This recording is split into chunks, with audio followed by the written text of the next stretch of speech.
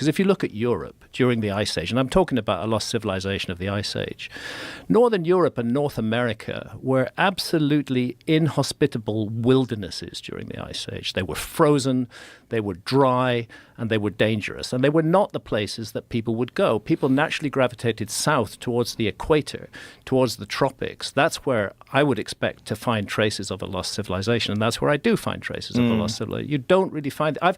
I've never reported anything about the UK, for example, in my books. We have Stonehenge, we have Avebury, we have these stone circles, but they're not old enough. That was the time when the UK started to get warmer, and it's the same with the rest of Northern Europe, and it's the same with the northern part of North America. You have to go down to the southern part of North America, you have to go into Mexico, you have to go into South America to really find an environment during the Ice Age that would have nurtured a high civilization. And there's a lot of speculation as to why they weren't able to cross the Bering landmass too, right? Well, again, this is an area where there has been a narrative that archaeology has sought to impose upon us. And this was called the Clovis first idea, that there was a people who archaeologists call the Clovis people. We don't know what they called themselves in North America. And traces of their characteristic tools, particular sort of fluted points, arrowhead spear points, turn up from about 13,400 years ago and end abruptly 12,800 years ago. And for a long time, with the beginning of the Younger Dryas, and for a long time, archaeology maintained that this Clovis culture, so-called Clovis culture, we don't know what they called themselves, were the first Americans, and that there were no human beings in the Americas before 13,400 years ago. And bit by bit, the new evidence has come in, which has forced archaeologists screaming and tearing out their hair to back away from the Clovis first paradigm and admit that actually, yes, there were people here before that. But even then, they're reluctant to go very far back. We've recently had these footprints in White Sands in New Mexico, 23,000 years old or so. That's largely being accepted now. But there are much earlier dates. There's 130,000 years ago from the Cerruti Mastodon site near San Diego. The Sphinx is supposed to have been built 4,500 years ago, but as you know, Robert Schoch and I and many others are convinced the Sphinx is much, much older than that it goes back 12,000 plus years. And this is based on geological evidence of heavy rainfall, which is another interesting thing about the climate and the environment of that area, that we think of it as being desert, but at one point in time it wasn't. Well, this is one of the reasons why I'm so frustrated by archaeologists claiming that they can know there was no lost civilization when they've done so little work in the Sahara, when the Sahara was, in a number of occasions during the Ice Age, incredibly fertile. Very, very nurturing environment with huge river systems running through it and lakes. It's not disputed that that was the case. It was a kind of environment that would have nurtured human civilization. And we really can't write off the possibility of a lost civilization until we take a much closer, much more detailed look at the Sahara. Of course, that's expensive. And then Egypt itself is in the Sahara. Didn't they find fossilized whale bones in the Sahara? Yeah, that would go back a lot further. That would go back to millions of years, to a time when the oceans were different, perhaps even hundreds of millions of years. So Sahara at one point in time was an ocean? As many places were. Wow. Pretty much anywhere where you find limestone was once covered by ocean. The world has changed. The world is constantly changing. It's like one of those magic kids' toys where you pull a lever and it wipes out the diagram you just made. You know? Yeah. It just keeps on. The world keeps on recreating itself, and we human beings make our journey through this changing world, and we try to fix it and say this is how things were, this is how things will be, and it never cooperates with us on that. It's just incredibly fascinating that the timeline, when you go beyond the traditional timeline and you get back into where you and Robert Schoch have speculated the age of the Sphinx, now you're talking about a completely different environment of lush rainforest and many, many, many resources. Absolutely. We're talking about a completely different Sahara. And Schoch's kind of evidence is of 1,000 years of heavy rainfall. That's what the Sphinx bears witness to, that it was already there when the rains of the Younger Dryas, and the Younger Dryas affected the Sahara with heavy rainfall, just as further north it changed the climate and made it much colder. In the Sahara, it became much wetter. And it's that period of rains that are the most likely culprit for weathering the Sphinx in the way it is. But it could have stood there for thousands of years before that. There's also very clear evidence that the face in the Sphinx is much younger, right? No doubt about that whatsoever. The first problem is the ancient Egyptians were masters of proportion. The ancient Egyptian art is rightly world famous for its quality, and they didn't get things out of proportion. They wouldn't make that elementary error when they create this giant statue, carving it out of solid bedrock. But the head of the Sphinx is way too small in relation to the body. It looks like the head of a pin. It doesn't fit with that 270-foot long, 70-foot high body. It looks very much as though the Sphinx once had a much larger head. Can you show us a photo of it, Jamie? It's also much less weathered, right? And it's much less weathered. And this is, again, where Egyptology tries to attach the Sphinx to a particular period. Egyptology claims that's the face of Khafre, who was the successor to Khufu. It doesn't look like any known statues of Khafre that I can see, but is called the Nemes headdress. It's the classic headdress of an Egyptian pharaoh.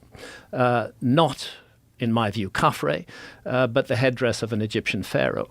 But it's on a head that is way too small by comparison with the body. And both Schock and I and John Anthony West, Manu Seifzadeh, who's another excellent researcher in this field, we all feel that the Sphinx was almost certainly a complete lion at one point. It was a lion with a huge mane, and that head sticking up above the plateau got very heavily eroded, and by the time the ancient Egyptians inherited it, they decided to improve it a little bit, to cut down that heavily eroded head and put the head of a pharaoh on it. Does it have the same sort of sophisticated proportions where they're perfect left and right as some of the other statues do, which is another incredible mystery, that when they look at the measurements of these immense statues, somehow or another they're completely symmetrical on both left and right side? Completely symmetrical. I'm actually not sure whether that's the case with the Sphinx. But I wouldn't be surprised, because I have no doubt whatsoever that the head of the Great Sphinx was carved by the ancient Egyptians who made those statues. But the question is, what was it carved from? What was it cut down from? Right. So the geology, the precipitation-induced weathering is one of the pieces of evidence for a much older Sphinx. But the other thing is the astronomy, the fact that the Sphinx is an equinoctial marker. You know, if you stand looking due east at Giza or anywhere in the northern hemisphere on the spring equinox, there's 3 key moments of the year. 4, actually. There's the winter and summer solstice, and there's the equinoxes, the spring and fall equinoxes. On the summer solstice, the sun rises far to the north of east. On the winter solstice, it rises far to the south of east. But on the equinoxes, it aligns perfectly due east. And that's what the Sphinx is. It's aligned perfectly to due east, and it's gazing at the horizon. And then we come to this contentious issue of who discovered the zodiacal constellations. Because the Sphinx, 12,500 years ago, was gazing at dawn on the spring equinox at the constellation of Leo.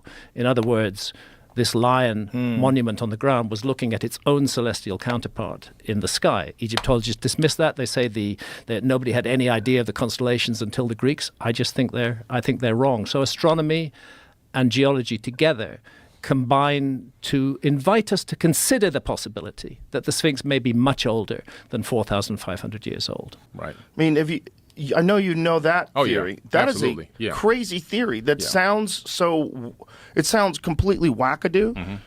But then when you have it laid out to you, Christopher, what's his last name? Dunn. Christopher Dunn. I just had Dunn. him on my podcast a few weeks ago. I just had him a couple weeks ago, too. Yeah. I just had a brain fart. His depiction of the mechanisms that would be involved in turning this giant structure into some sort of a power plant, you hear about it and you go, wait a minute, whoa. Yeah, it makes a lot of sense.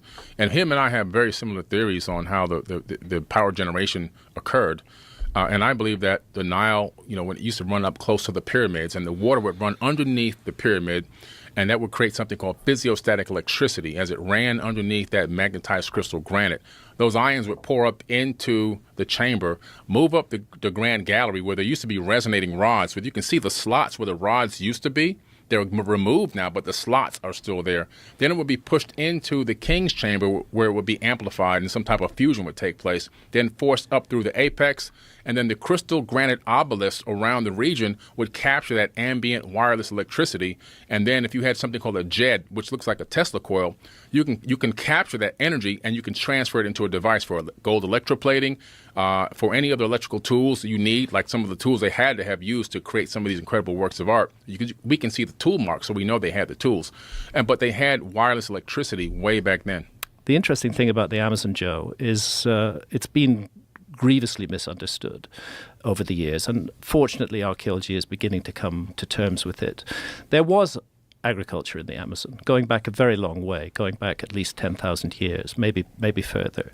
And we may have discussed this before, but there's this curious soil that exists in the Amazon that they call terra preta, or Amazonian dark earth. Recent investigations have shown without doubt that it's man-made and deliberately man-made, not an accidental result of refuse tips, but a deliberate attempt to make the Amazon fertile. And how do they know that it's deliberate? Because they find in it the same ingredients, and amongst those ingredients are always broken bits of ceramics. That's one of the odd things. They seem to be part of what makes it work. Really? Yeah. Ceramics mixed in there with dung, with human refuse, all deliberately put in there, not an accidental dung heap, but a place that human beings said, we're going to make this ground fertile, because rainforest soils are not particularly fertile.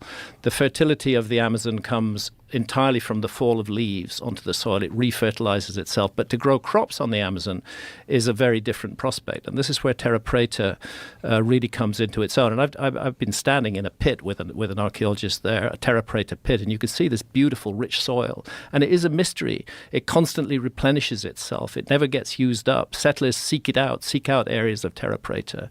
And it fits with this notion that no longer a notion, it's a fact, that there was a population of millions in the Amazon 10,000 years ago. And they were living a highly productive, sophisticated life. They were using agriculture. They also gardened the Amazon. The hyperdominant trees in the Amazon are all food-bearing trees. The Brazil nut tree, for example, which is a huge, tall tree, is a food-bearing tree. And they exist in far greater numbers than they should do if they developed naturally. Humans manipulated the Amazon and made it serve human needs thousands and thousands of years ago. And then we have these enormous structures that are appearing in the Amazon, which are being referred to as geoglyphs. They call them geoglyphs after the Nazca lines, actually. The Nazca lines in Peru are huge ground images, sometimes geometrical in form, sometimes showing animals or birds or spiders, other creatures, often actually showing Amazonian animals. But in the Brazilian Amazon, in the state of Acre, as a result of clearances of the Amazon that have been done for farming purposes, there's this rush to just cut the Amazon down and replace it with cattle ranches and soybean farms. Those clearances have revealed something that, again, according to the old view of the Amazon, shouldn't be there, which is gigantic earthworks, huge ones, a bit like the henges in Europe, enormous embankments, ditches, and in geometrical forms. So you get enormous squares, enormous circles. You get a circle within a square. They keep repeating these geometrical images, and they're thousands of years old. When we were down there just recently, we had a local LiDAR guy working with us. These days, you don't have to even use an airplane to find things with LiDAR. You can fly LiDAR off a drone. Oh. And flying his drone within a mile of known structures that are outside the rainforest now, he found 2 more huge geoglyphs under the rainforest canopy, which will be investigated. And this is bizarre and puzzling. They reckon, the team working on this, that's Martti Parsanen of the University of Helsinki and Alceu Ranzi, who's a Brazilian archaeologist and geologist, they reckon that there's thousands of these things still under the rainforest canopy, and there's a huge untold story. So one of the places I would look for a lost civilization is the Amazon rainforest. So the Atlantis one, So the Rishat structure. I was Yeah. wondering if you saw those videos, Joe. yeah, no, that was a big one that I saw because I've been fascinated by the concept of Atlantis.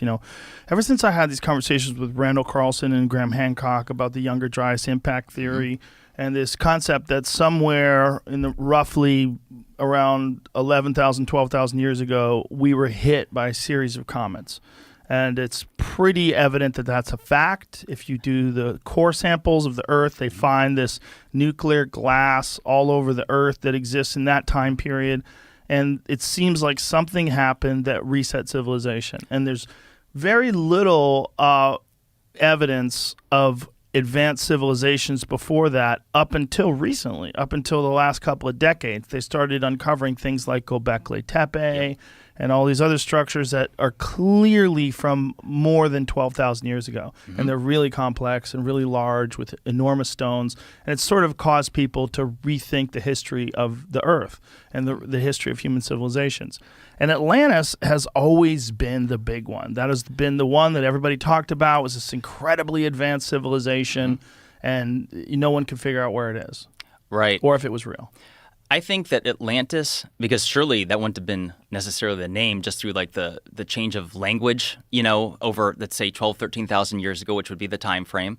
So like surely there would be several different changes of language, but I think it represented a civilization that was doing great things. They were more global than what many people think would be possible. Atlantis was said to be a kingdom made up of, or an empire, made up of 10 kingdoms. And then there was the lost city of Atlantis, which was the capital, which was said to be made up of concentric circles, 2 of water, 3 of land, and essentially that they were obliterated by a cataclysm as passed down by Plato, although it's worth mentioning that Plato got the story of Atlantis from Solon, who was his uncle separated by 6 generations. But what most people don't realize is that Solon had traveled to Egypt, and so it's the ancient Egyptians is where that tale comes from, which makes it even more bizarre because I would argue that the most spectacular ancient civilization is the Egyptians. I mean, no disrespect to the Romans. Hard to deny. Right? I mean, let me just say, because I want to, on this podcast, encourage people to travel to Egypt.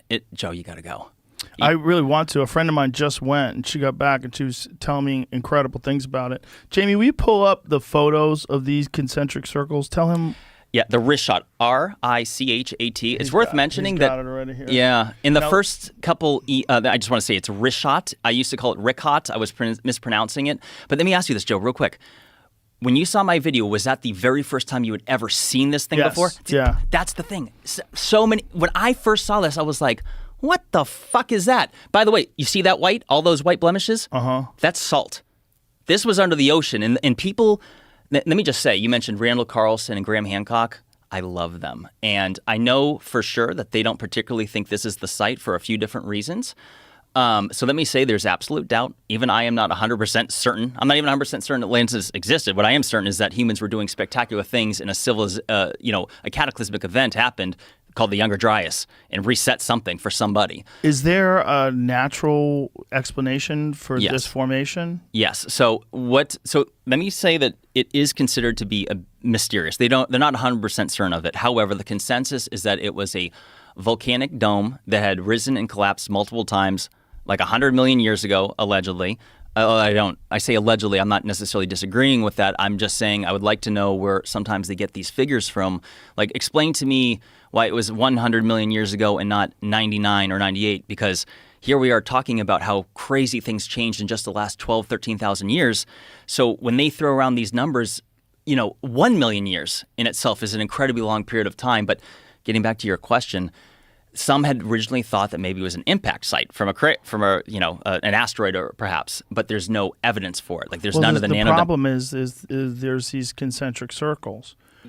I've never seen anything. I mean, obviously I'm not an archaeologist, but I've never seen anything like this if you study structures that are like man-made structures, I've never seen anything like this that humans have made, but I've definitely never seen go to that one where your cursor's on, Jamie. Please. So is this... You want to see something? All right. What is this? Okay. Okay, one step at a time, because we also have to take into consideration that people are just listening. So kind of describe what we're looking at here. Okay, so what you're looking at is approximately 250 miles inland in the total barren desert of Mauritania, Africa. So But the Western this image Sahara. looks like, why is it blue? That's just showing you What it used to look like? No, this is what it looks like right now through, I forgot what you call this type of animation, but it's a satellite imagery that they enhanced in order for you to see the difference in elevation and the actual structure to itself. Okay, so like if there was water in this area, you would see it this way, that it would be these concentric circles that are raised above the water, and then the water would be inside of it like that. Well, just to clarify, this particular image, no, this is not trying to represent water. So that blue is actually picking up on salt. So Salt, all that was salt. But I mean, it used to be underwater, right? It's salt because it was underwater. that's what I believe, and that's what makes the most sense to me. Others will disagree, and let me tell you why. It is currently 1,300 feet above sea level. It's 250 miles inland. And so some people say this was never under the ocean, at least not for the last tens of millions of years, is what the scientists claim. I argue that since the salt is still there, and not only that, Jamie, if you go to the other images that show you more of the white, the one that you were previously on, the one to the middle to the left, right there. So those areas with the most white blemishes happen to be the areas that are the lowest in elevation, which to me tells me that saltwater had settled there. But not only that, Joe, Atlantis was said to be, like we said, multiple rings of, water and land. However, it was said to open to the sea to the south. And what you're looking at here, the south, so this is oriented north, south, east, and west. What do you see to the south? And especially if we could get another... This is a very flat area that looks like it's the lowest elevation. Like around it looks like it's higher. I mean, it's hard to tell from this image. Jamie, will you Google map it? Just type in... even if you went to Mauritania, so you could see this from space. Astronauts use it as a locator, and they weren't really familiar or aware of it until the Gemini missions in the early 1960s. So if you go to, if you just go to Google Earth, you'll be able to find this quite quickly. It stands out, and it's why they call it the Eye of Africa or the Eye of the Sahara. All right, so just pan out a little bit, and it'll provide us with keep going. All that white is salt. Archaeologists should not seek to isolate the story of Atlantis from other flood myths and traditions all around the world. And that's a problem too. I mean, we have hundreds of myths and traditions from countries all around the globe which speak of a great global cataclysm, a huge flood, often wildfires, destruction of human beings and of animals, a few survivors who seek to restart civilization. It's a global story, not a single story told by Plato. And, I mean, if you hear the same story from so many different cultures, at what point in time do you go, maybe there's something to this? I mean, it's just very strange to try to deny that. Again, we have this... Especially with the physical evidence. Yeah, especially with the physical evidence. And it's interesting with the physical evidence, like Göbekli Tepe, which is 11,600 years old. I mean, it used to be argued, Robert Schoch and John Anthony West's work on the Great Sphinx, suggesting that the Sphinx could be 12,000 plus years old. It used to be argued that was impossible because there was no other site anywhere in the world, no other megalithic site of the same age. And then we discover Göbekli Tepe, and it's 11,600 years old. Now, if you can make Göbekli Tepe with its 20-ton megaliths, beautifully carved representations of human and animal figures in those pillars, if you can do that, you can cut the Great Sphinx out of bedrock as well. There's no reason to dismiss the geological evidence of the Great Sphinx anymore, but instead, what archaeology is doing is trying to finesse Göbekli Tepe. They're trying to say, there was this gradual build-up to Göbekli Tepe, and they now talk about a people who they call the Natufians. Again, we don't know what they called themselves, who were predecessors of Göbekli Tepe around 14,000 years ago. And they show things that look like a tiny little stone wall that they built, the sort of thing that you can find, a dry stone wall that you can find anywhere in Wales to this day, And this is supposed to be a prequel to Göbekli Tepe. I'm sorry, you just don't start off making dry stone walls and then wake up one morning and create 20-ton megaliths in huge stone circles, perfectly astronomically aligned, as we have at Göbekli Tepe. Not only that, but how? What did they do?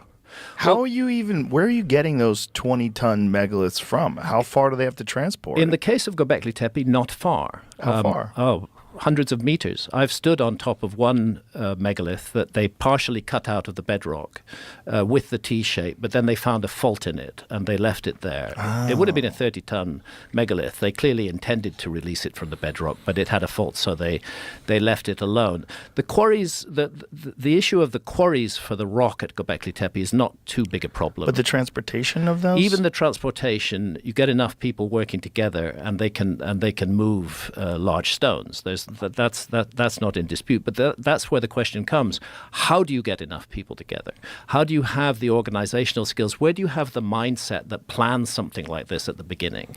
And that is the problem that is not answered in the case of Göbekli Tepe. That happening suddenly. And what were they using for tools? They're supposed to have just been using stone.